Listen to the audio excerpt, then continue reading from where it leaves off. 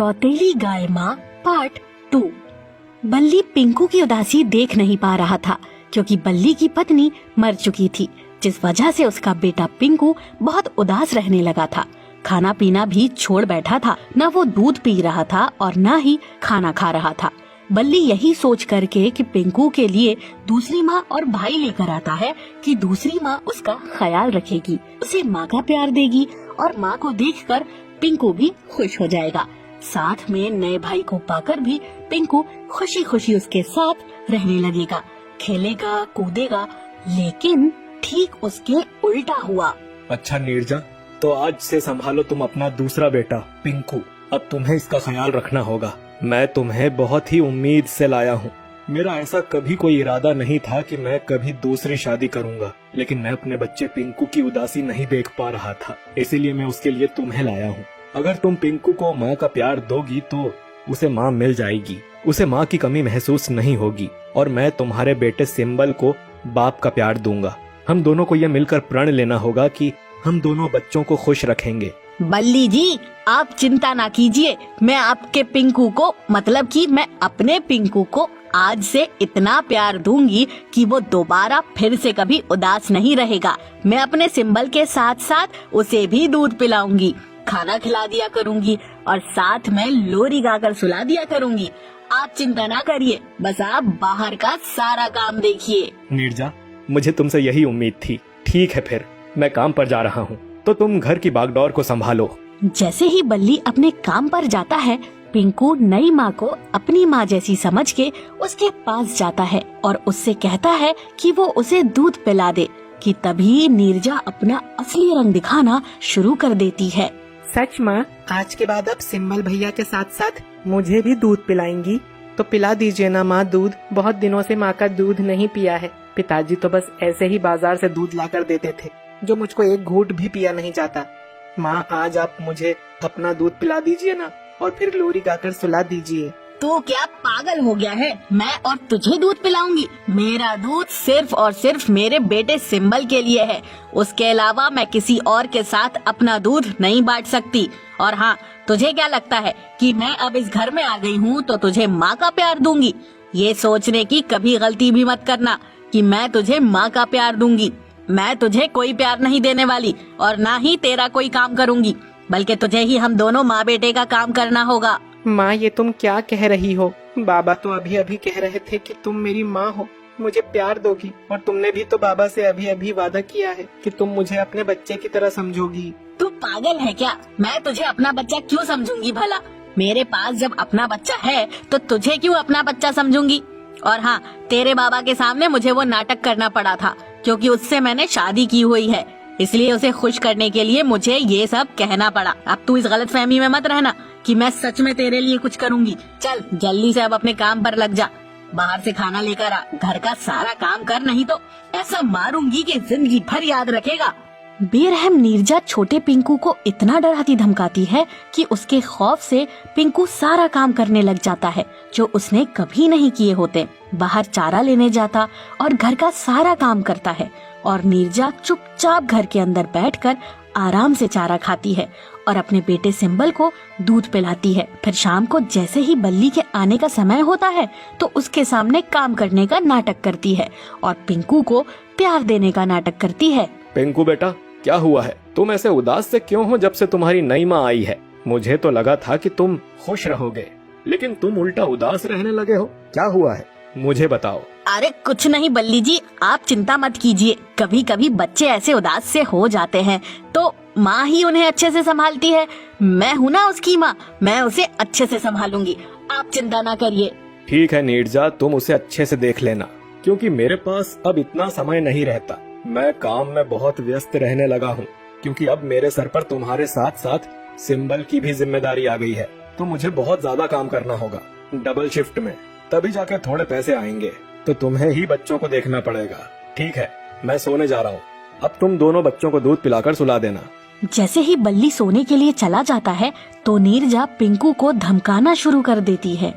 मैंने तुम्हें कहा था ना कि बल्ली के सामने ऐसे रहना कि जैसे कुछ हुआ ही नहीं है, पर तुम तो उसे पूरा जताने की कोशिश कर रहे हो। उसके सामने मुंह बना के जताना चाहते हो कि तुम्हारी नई माँ बहुत बुरी है, तुम्हें सताती है। आइंदा अगर पिता के सामने ऐसे मुंह लटका के बैठे ना तो सच में तुम्हारी बहुत पिटाई करूंगी। चल अब जाकर खाना खा ले। ठीक है माँ, मैं बाबा को कुछ नहीं बताऊंगा।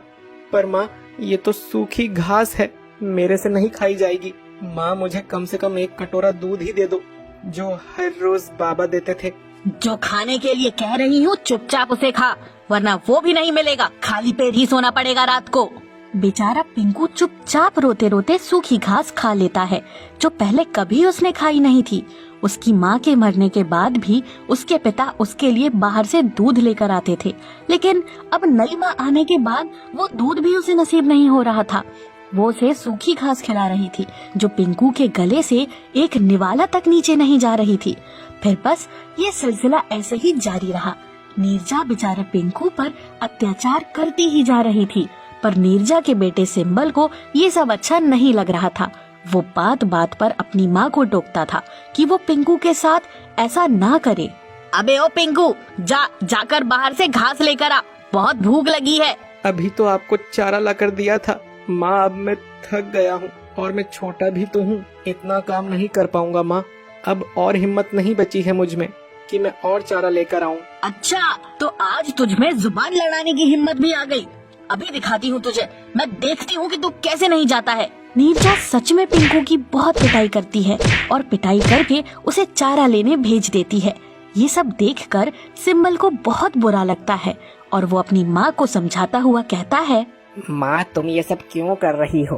पिंकू बहुत छोटा है, वो तो मुझसे भी बहुत छोटा है। सोचो जरा, अगर कोई मेरे साथ ही ऐसा करे तो आपको कैसा लगेगा? आज उसकी माँ जिंदा नहीं है तो तुम उसके साथ इतना गलत कर रही हो।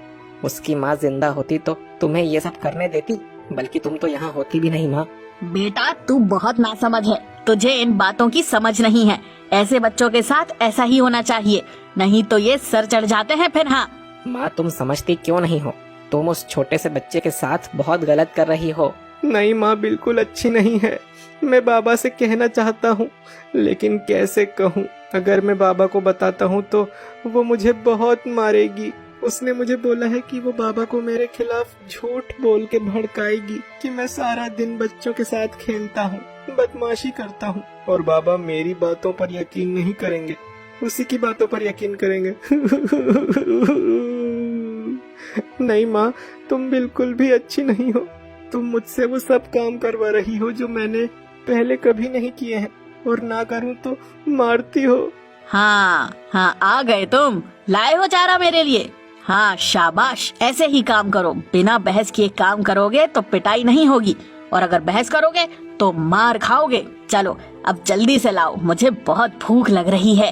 ठीक है नई माँ, अब मुझे खाना तो दे दो, बहुत भूख लग रही है। जा, कोने में तेरी सूखी घास पड़ी है, जाकर उसको खा ले। नहीं माँ, कम से कम आज तो थोड़ा सा दूध दे दो कटोरे में। वो सूखी घास मुझसे नहीं खाई जाती। मैं देखता हूँ सिंबल भैया बड़े मजे से आपका दूध पीता है, मुझे भी मन होता है पीने का।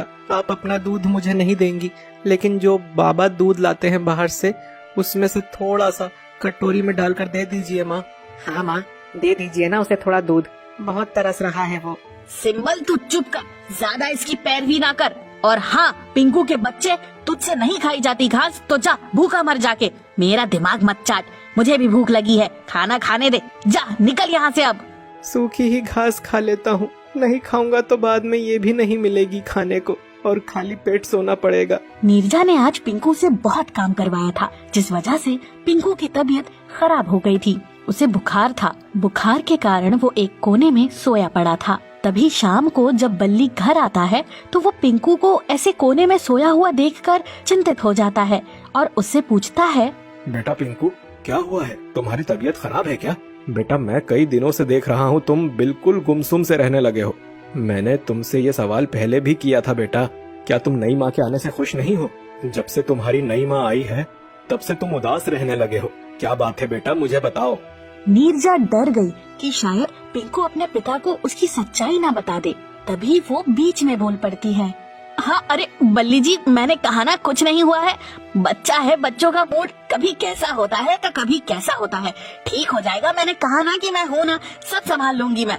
पिंकू को देख लूंगी, आप क्यों चिंता करते हैं। सवाल मैंने तुमसे नहीं किया है, अपने बेटे पिंकू से किया है, और जवाब भी वही